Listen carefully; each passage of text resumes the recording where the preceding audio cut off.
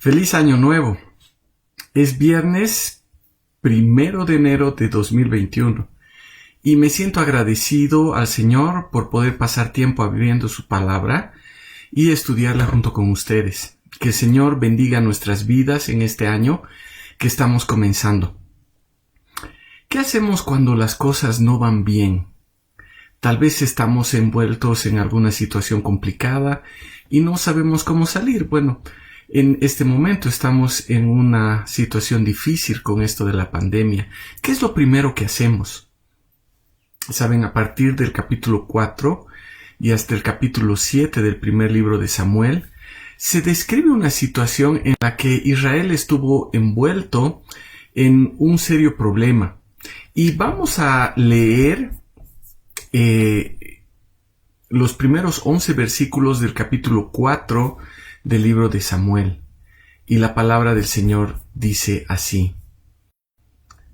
Dice: por aquel tiempo Israel salió en pie de guerra al encuentro de los filisteos y acampó junto a Ebenezer, mientras que los filisteos acamparon en Afec.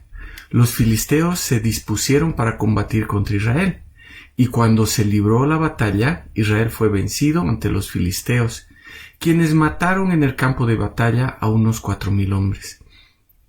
Cuando el pueblo volvió al campamento, los ancianos de Israel preguntaron: ¿por qué nos ha causado hoy Jehová una derrota ante los filisteos? Hagamos traer acá desde Silo el arca del pacto de Jehová, a fin de que venga en medio de nosotros y nos libre de manos de nuestros enemigos.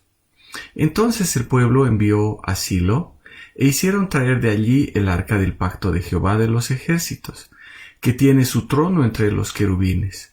Ofni y Fineas, los dos hijos de Eli, estaban allí con él, con el arca del pacto de Dios. Aconteció que cuando el arca del pacto de Jehová llegó al campamento, todo Israel gritó con júbilo tan grande que la tierra tembló.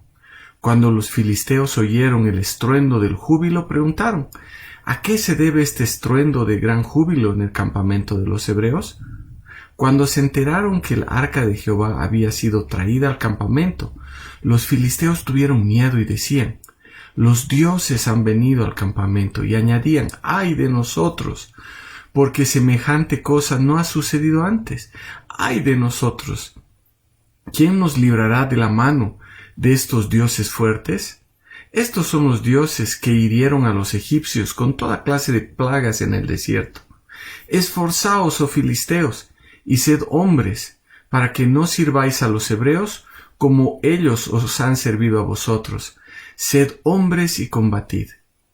Los filisteos combatieron, e Israel fue vencido, y cada uno huyó a su morada. Ocurrió una gran derrota, pues cayeron en Israel 30,000 hombres de infantería. El arca de Dios fue tomada, y fueron muertos Ofni y Fineas, los hijos de Eli. Esta situación fue muy complicada para todo el pueblo de Israel.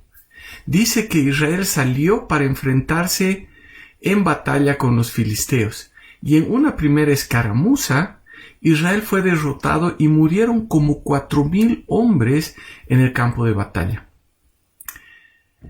¿Qué es lo que hicieron los israelitas?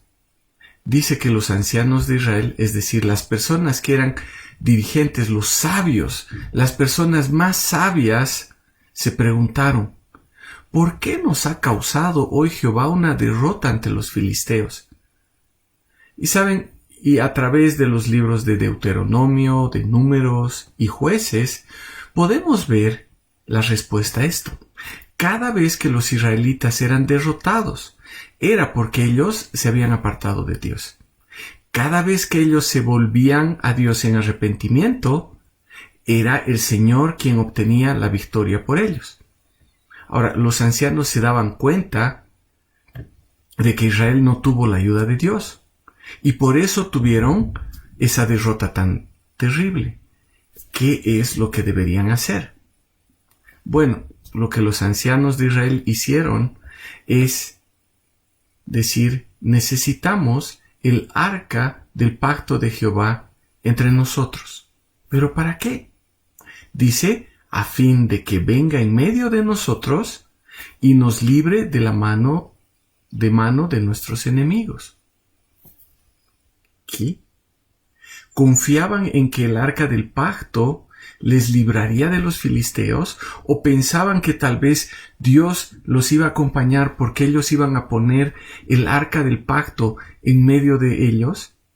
Pues sí, ellos pensaban que el arca del pacto era una especie de amuleto, que con el arca también se movía Dios. En vez de entender que ellos se habían apartado del Señor y que por eso el Señor no les había dado la victoria, buscaron un símbolo de la presencia de Dios para dar solución a su problema. Lo más triste de todo es que lo hicieron. Y cuando el arca llegó al campamento, dice que hubo gran euforia, al punto de que dice que la tierra tembló. Ellos estaban convencidos de que esa era la solución.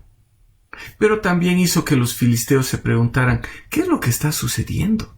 Y dice que cuando se enteraron de que el arca de Jehová estaba en el campamento de los filisteos, tuvieron miedo.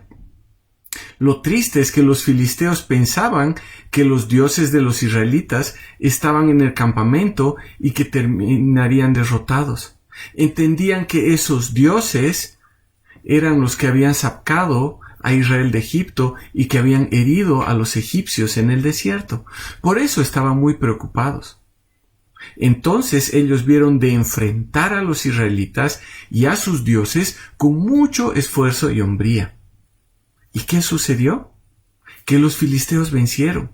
Y dice que cayeron de Israel unos 30,000 hombres de infantería. Y de paso el arca de Dios fue tomada. Y en ese acontecimiento Ofni y Fineas, los hijos de Elí, murieron. Podemos decir que la idea que tuvieron los más sabios de Israel, los ancianos, fue completamente ridícula, porque no había poder en esa arca. Pero saben, muchas veces nosotros podemos actuar de la misma manera. Y no estoy diciendo que tengamos un amuleto, como no sé, una cruz o una pata de conejo. Pero, ¿qué hacemos cuando las cosas no van bien? Tal vez estamos envueltos en alguna situación complicada y no sabemos cómo salir. ¿Qué es lo que hacemos? ¿Qué es lo que estamos haciendo en este tiempo de tanta dificultad? Saben, es posible que nosotros tengamos ciertos amuletos que tratan de simbolizar la presencia del Señor y su protección. Tal vez llevar una Biblia con nosotros nos hace sentir más seguros, más protegidos. Y cuando no la tenemos, nos sentimos mal. No importa del tamaño que sea. Lo que importa es que esté con nosotros. Cuando yo era joven, tenía una Biblia muy pequeñita en forma de llavero y no trataba de dejarla nunca en mi casa. Muchas veces, tal vez hemos escuchado decir a las personas, la oración tiene poder. Y cuando hablamos así, yo puedo entender que la oración tal vez se ha convertido en nuestro amuleto y nuestro centro de confianza. ¿Por qué? Porque nosotros pensamos que el poder está en la oración, como los israelitas pensaban que el poder estaba en el arca del pacto, o el poder está en una pequeña Biblia. Es el Señor de la palabra que tiene el poder. Es el Señor a quien oramos que tiene el poder. Y pueden ser muchas otras cosas más. Saben, como seres humanos podemos darle poder al agua del bautismo, o al pan y al vino de la cena del Señor, y a muchas otras cosas más que son parte de nuestra vida como cristianos. Y entonces pronto nos olvidamos de quién realmente es el Señor y en quién está el poder. Lo triste de todo es que los israelitas, en vez de volverse a Dios, confiaron en un objeto que solo simbolizaba la presencia de Dios. En vez de acudir en arrepentimiento al Dios Todopoderoso, decidieron hacer lo que pensaba que era mejor y llevaron su amuleto al combate y no les sirvió de nada. Pero aún peor es que con su forma de pensar, los israelitas también llevaron al error a los filisteos. Y los filisteos pensaron que habían capturado a los dioses de los israelitas y ahora esos dioses les servirían a ellos. Y eso vamos a ver el lunes de la próxima semana. Pero esto me hace pensar cuán importante es entender qué hacer cuando las cosas no van bien. Y creo que no solo es cuando las cosas no van bien, sino en todo momento. ¿Qué hacemos en todo momento? ¿Qué tenemos que hacer?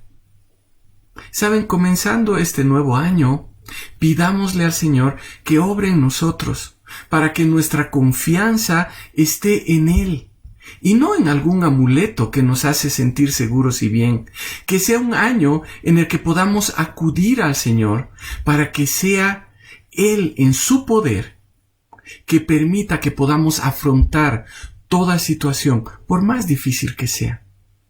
Que el Señor obre en nosotros para transformarnos y hacernos cada vez más dependientes de Él y solo de Él. Vamos a orar.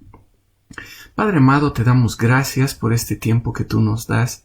Y gracias, Padre, porque nos das tu palabra, porque nos muestras cuál es el comportamiento que nosotros podemos tener, de confiar en cosas que tal vez son cosas que nos muestran o que nos ayudan a acercarnos a ti, pero que pronto depositamos nuestras confianzas en esas cosas y no en ti. Señor, te pedimos que tú nos ayudes a poder vivir confiando plenamente en ti, a correr a ti cuando necesitamos ayuda, Señor, a poder entender que eres tú el poderoso, que eres tú quien guía todas las cosas. Y te damos gracias, Señor, por este año que estamos comenzando, y te pedimos que tú nos ayudes a vivir de acuerdo a tu palabra y en tu voluntad. Te damos gracias, Padre, en el nombre de tu Hijo amado.